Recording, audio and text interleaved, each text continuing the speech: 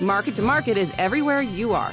Subscribe to Market on YouTube, find us on the PBS video app to stream on demand, and add our 3 podcasts on your favorite podcasting app. Coming up on Market to Market, the weather extremes of wildfires and drought. Cold and wet planting conditions remain the story of spring. The ongoing battle to fend off famine. And it's been dry. And market analysis with Mark Gold next. That plant is dead. And 3 months. What's the most complex industry on Earth? It's not genetics, or meteorology, or logistics. It's a business that involves them all. It's farming. Thank you, farmers, from Pioneer. Tomorrow.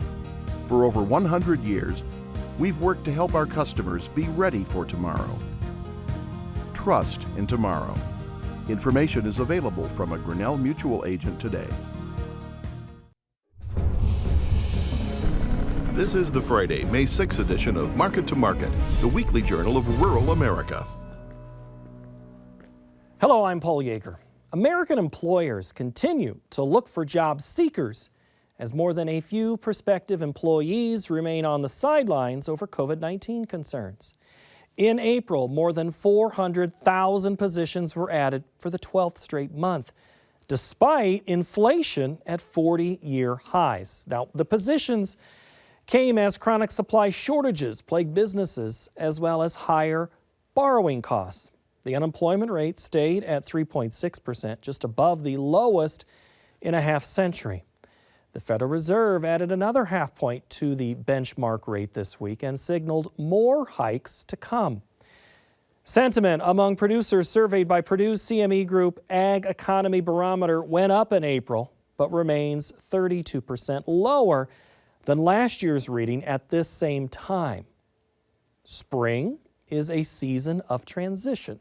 As much as the grain belt has experienced an extended winter, other locations are dealing with tornadoes, wildfires, and drought. Josh Bittner has this week's weather wrap. For some parts of the country, this week the weather came and went like a lion in full roar. I'm just taking the most valuable stuff that I have, that I actually need. So pretty much everything else has to stay. Winds up to 70 miles per hour hindered firefighters and exacerbated 7 wildfires raging across several counties in drought-stricken New Mexico. Currently the most in any state, according to the National Interagency Fire Center. Nearly 16,000 homes were evacuated, with almost 200 residences destroyed as the Calf Canyon and Hermit's Peak blazes, which merged over a week ago, torched over 200 square miles of northern forest lands. The blazes prompted the governor to seek disaster aid from the White House. We're going to be the very first state in the nation to have a presidential declaration accepted and signed by the president, unlocking all of these resources for watershed recovery, restoration of all of those wildlands, and personal, direct financial reparation and assistance before the fire is out. Further north still, in Nebraska, emergency management officials say tinder dry areas aren't out of the woods yet. Recent wildfires sacked the Cornhusker State's agricultural industry, burning off topsoil, pasture lands, and stored livestock feed. Fire-trashed center pivot irrigation systems could harbor another gut punch for producers, as insured values haven't tracked with cost-doubling inflationary trends over the past 2 years.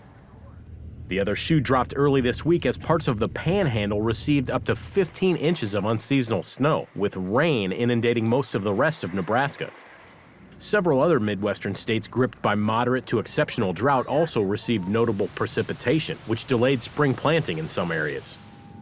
Snow is our biggest reservoir, but it's not uniformly distributed across the landscape.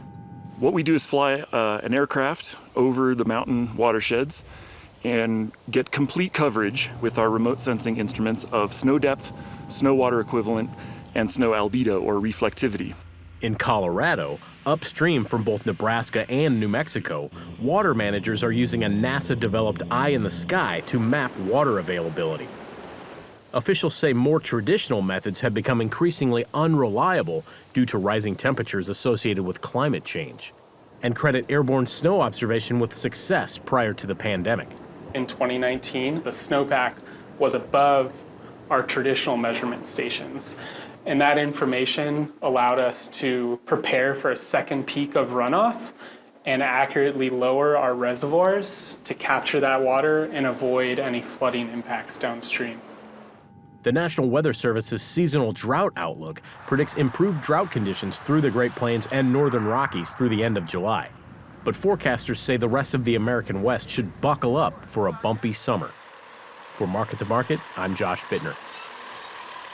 A NASA climate research scientist and agronomist was named the 2022 World Food Prize winner this week. Cynthia Rosenweig continues the tradition of recognition for helping improve global food systems. And ending famine is a worldwide effort, as 155 million people in 55 countries faced acute hunger in 2021. Now, the challenge seems monumental, but some focus has offered a more positive outlook. Colleen Bradford-Krantz reports in this week's cover story.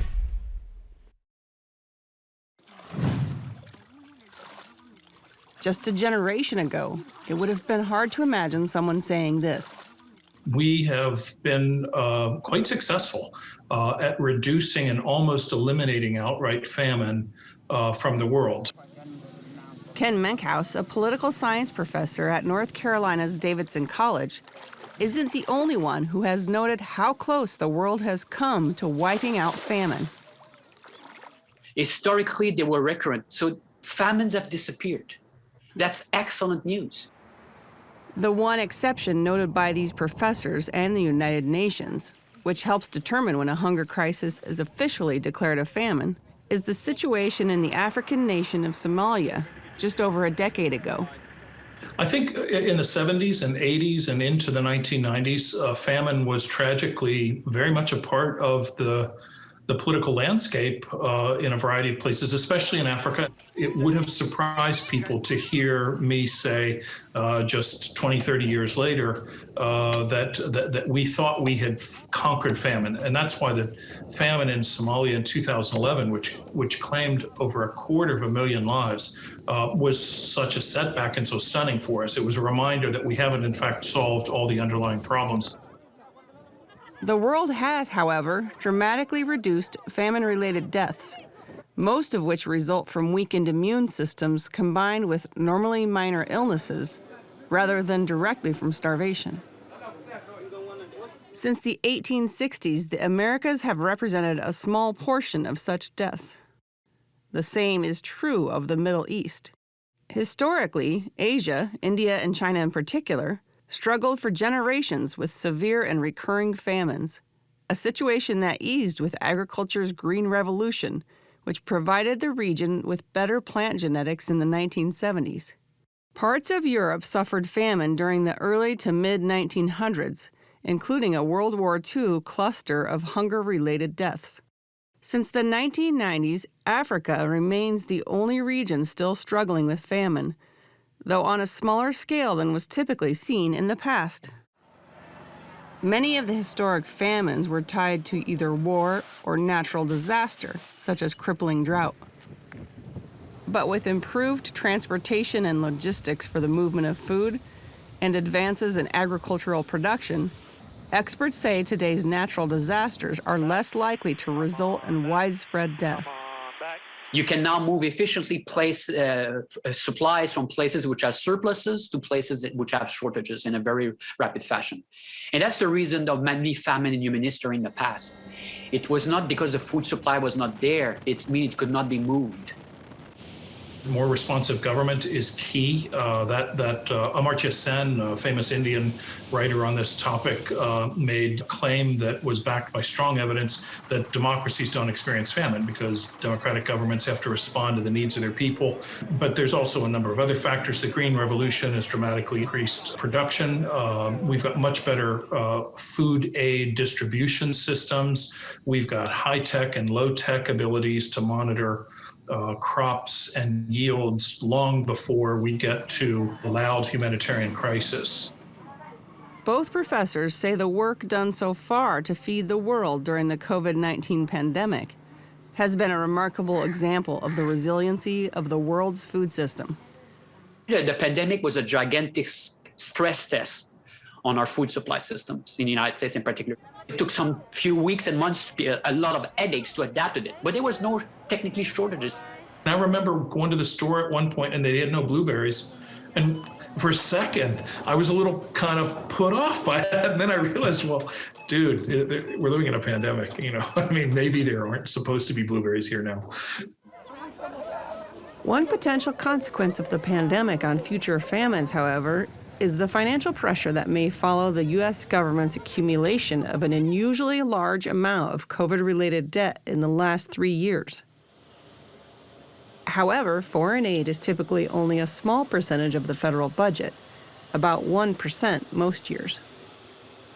It could affect down the road the level of U.S. foreign aid that is manifested in actual money that's allocated to development assistance. I don't think it's going to affect humanitarian assistance, in part because we continue to be a major producer of surplus food. And we want to find constructive ways to use that. Menkhaus is more concerned about the most significant remaining barrier to fully eradicating famine. We'll never see famine eradicated as long as food can be used as a political weapon. Menkhaus, who witnessed hunger and starvation while living in Somalia during an earlier famine, says it's important to remember food insecurity will continue to be a major concern, even if the world keeps the wolves at bay by holding off future famines. That has a searing effect on you when you see babies that malnourished. I got back to the United States, and my first trip to the local grocery store just to pick up groceries and set up normal life, I got to the produce section and I just started crying. I just lost it. It was the only time. I had to wait until I got all the way back to the U.S. to see that level of plenty, to realize and process what I had just seen in the famine.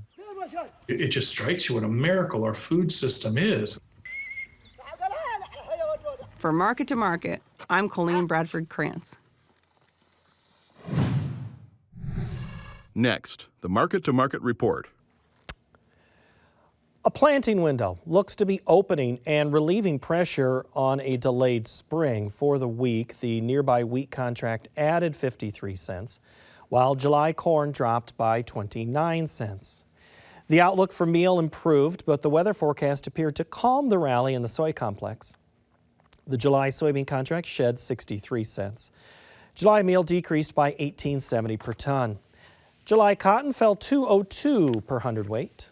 Over in the dairy parlor, June Class 3 milk future strengthened by 11 cents. The livestock sector was mixed. June cattle added a dime. August feeders improved 6.42, and the June lean hog contract declined by 2.28. In the currency markets, the U.S. dollar index expanded by 70 ticks. June crude oil gained 5.42 per barrel.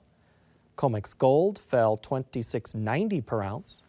And the Goldman Sachs Commodity Index increased more than 15 points to finish at 770.10.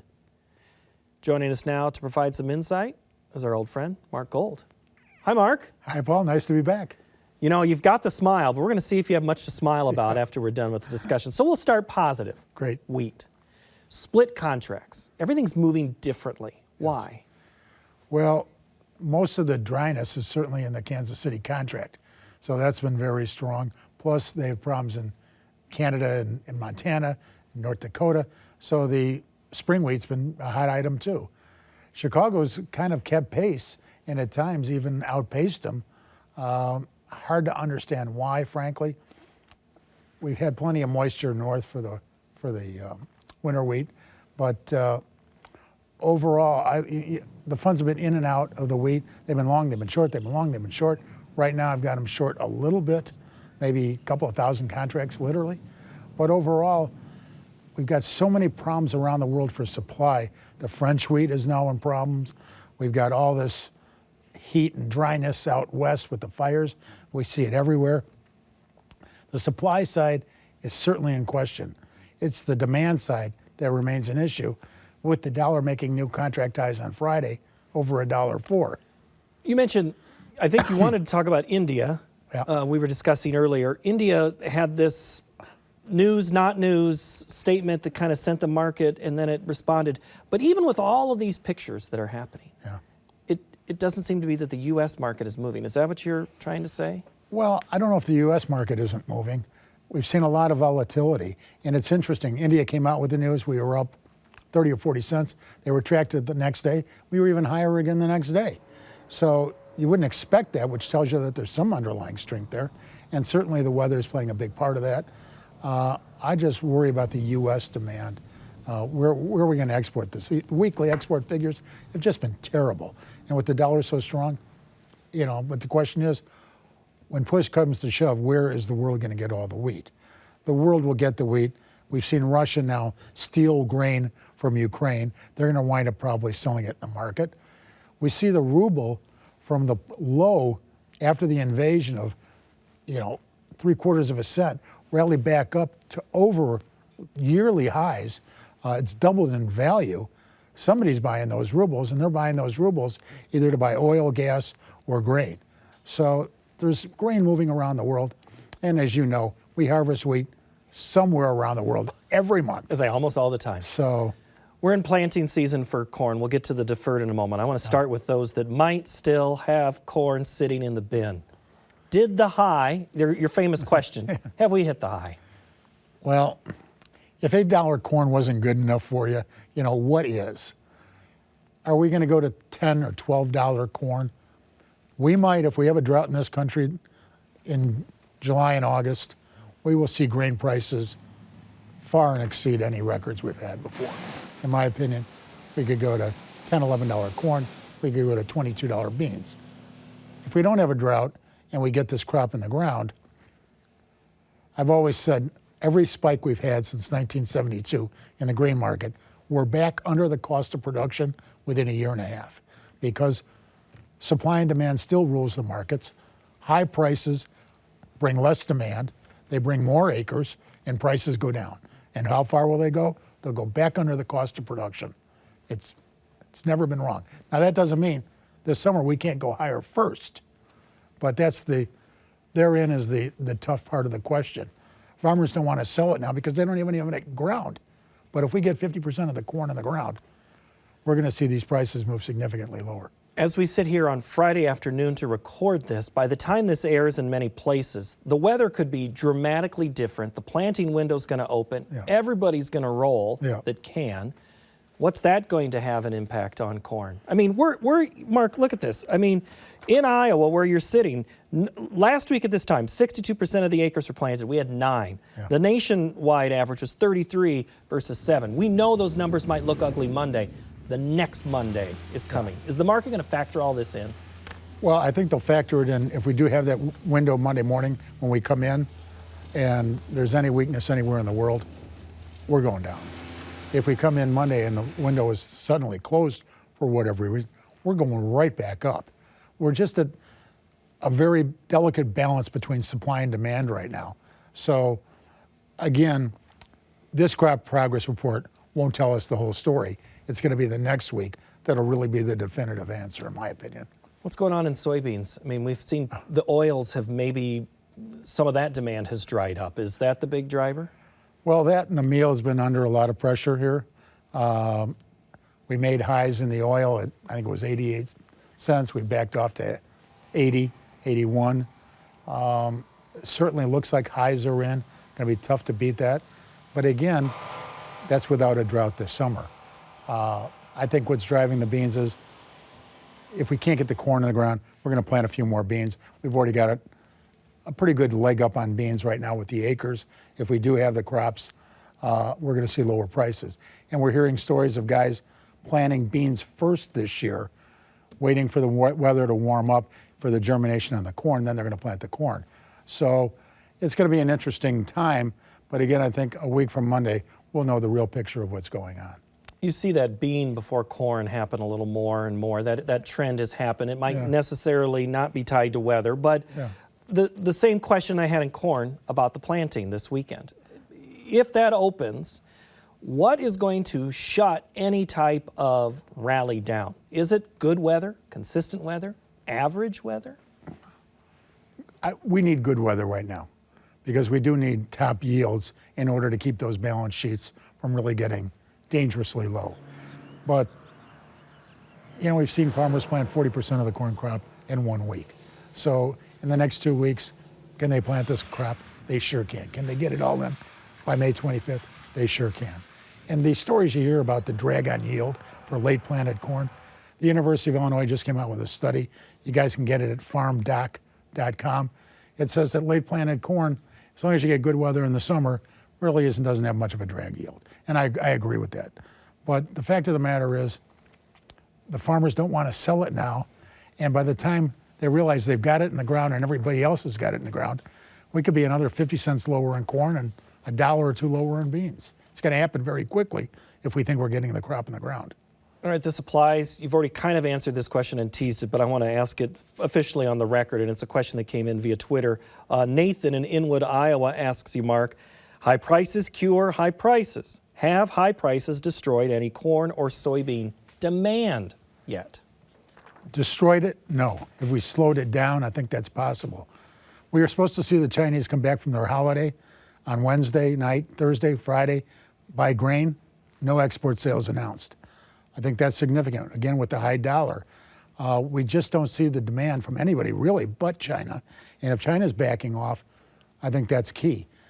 They are rebuilding their hog herd very quickly, which is one of the reasons the U.S. hogs have been under such pressure. But the fact of the matter is, they're going to need some grain. But if COVID continues there, and they keep having these shutdowns, and it's getting worse, and if COVID picks up here, demand's going to shut down in a hurry, and we're going to see that ration. The price will ration demand at that point, for sure. Well, let's go into livestock with the hogs. You mentioned that the Chinese side of this equation. I mean, it has been under pressure. This week we finished down 2%. Is there any demand story outside of China that can change the narrative? Well, if cattle prices got high enough, and we've got such a disparity between the futures price and the cash price in cattle now. You got cattle $10 over the futures. I'm not sure how that's going to wash out. I hope it washes out higher. But the fact of the matter is, we've got to curb the demand on cattle. We're heading into the great grilling season. Box beef prices have come down, so one would expect that beef's going to be in favor of pork. So I'm not sure where the demand side's going to come from on the pork, particularly if the Chinese aren't there. And that, you know, we're still at pretty high price hogs here. Well, we're not too far off on cattle. No. Either. Live cattle. Next week we're going to have a story about the independent producer. The big four were under the spotlight last week. Was there any fallout in the market because of that last week? You know, when I was sitting in my hotel room this morning, I was watching those hearings. It's amazing some of the stuff that comes out and some of the sad stories that the big four tell. And they always talk about cycles and, you know, farmers had their turn back in 2016, made a lot of money. Now it's their turn to make some money, and it goes in cycles. And that's all true. But I can't remember who it was, one of the representatives says, what are we going to do for the farmer right now who's not going to make it through to the next cycle? And it's a point well taken. We got to do something out here for the ranchers and the feedlots. I mean, the packers are making a fortune out here, and how many farmers, how many ranchers are we going to put out of business in the meantime? I'm all for competition and free markets, but we have to have competition. Four big buyers don't make enough competition, in my opinion, and we need to do something about getting more smaller plants out around the country. Always a topic of discussion that we could do probably another couple of hours on, Mark. I want to finish with feeders here. Say you're somebody starting. You expanding a herd right now? Not with corn prices and energy prices where they are. Shipping is a big expense. You can't get around that for the time being. Feed costs are going to be high. Why would you come in now when you've already got relatively high feeder cattle prices? November feeders, I think, are 180, 181. That's not cheap feeder cattle prices. So where's price likely going to go? Back down. So do you want to be building inventory now with higher gas prices? I don't see that happening, which I think long-term is a little bit friendly for the cattle market. Where's that break between the short and the long term? I wish I knew. Let's do. I'll help you out. 4 months. I'll say 3 months, 4 months. Yeah, that's what I'd say. Okay. Real quick before we finish up here, the crude oil market. Does this thing stall out at any point, anytime soon? If somebody shoots Putin, if there's any kind of regime change there, he's going in the hospital, I guess, for a cancer surgery. Who knows what happens then? That could spike the oil. I don't really see it coming down anytime soon. But again, if we have COVID and all of a sudden the economies fall out of bed, crude oil's going with it. Okay. Thank you, Mark Gold. We'll continue Thanks for having me, Paul. Discussion in a moment. Thank you. That will do it for the TV side of Market to Market in this installment. We're going to keep going in Marketplace, so I'm not just cutting them off for show. Will join us. Find it free on our website at markettomarket.org. And a few of you have a love-hate relationship with Twitter. We've been on that platform since 2009 as we offer links of our content and requests for your input. Follow along if you like at Market to Market. Next week, we look at the meat processing workflow at the local locker level. Thank you for watching and have a great week.